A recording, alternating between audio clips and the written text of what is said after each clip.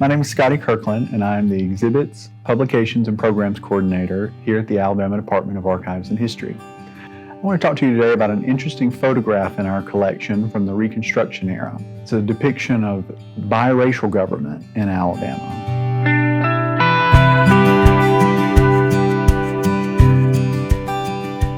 The particular image we're going to focus on today is from 1872.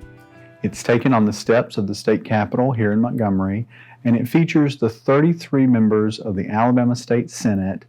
So this is a story that begins with Congressional Reconstruction, which starts in 1867. In March of that year, Republicans in the United States Congress wrestled control of Reconstruction away from President Andrew Johnson. They passed a series of Reconstruction laws that placed the South into divided military districts and required each of these states to meet certain parameters for full admission back into the Union. One of those was to rewrite their constitutions, and they also had to ensure that all men over the age of 21 were allowed to register and exercise their right to vote.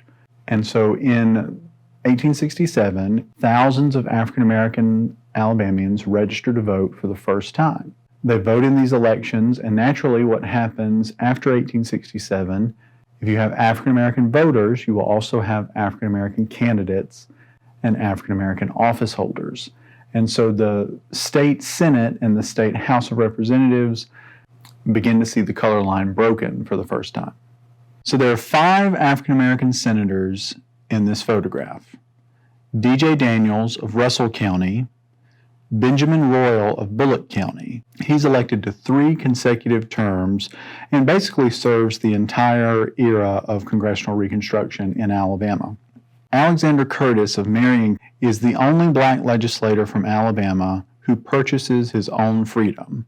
He moved to Marion with his owner in 1848 and paid $2,000 for his freedom in 1859. After the war, he became a businessman and a successful barber in Marion, and in 1875, he represented the county in the Constitutional Convention. Lloyd Leftwich represented Greene County. Leftwich purchases the land of his former owner at war's end, and by 1880, he owns over 120 acres of land in Greene County. Probably the most recognizable person in this photograph is Jeremiah Harrelson. He represented Dallas County in the Senate. Harrelson is born on a Georgia plantation in the mid-1840s. He comes to Alabama in 1859 as an enslaved person working on the plantation of John Harrelson. At the age of 24, Harrelson becomes a state legislator. He was the only African-American lawmaker in Alabama's Reconstruction era to serve in both the Alabama House and the Alabama Senate and the United States Congress, where he served from 1875 until 1877.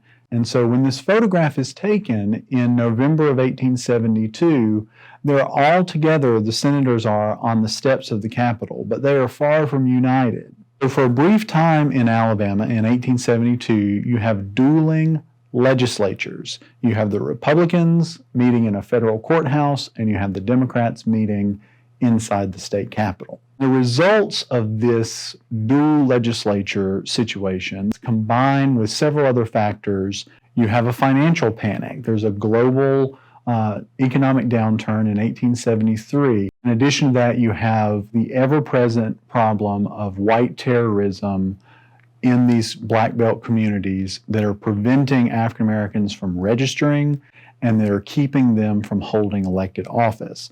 So by 1874, all these things combine around the time of the new election for governor and for control of the state legislature, and Democratic candidates sweep all 3, which ultimately brings about an end to the Reconstruction period in Alabama. The following year, the Democratic-controlled legislature passes a bill to write a new Alabama Constitution, and this Constitutional Convention wipes out all of the provisions of the Reconstruction-era Constitution and has the effect as well of ending black office holding in Alabama for more than a century.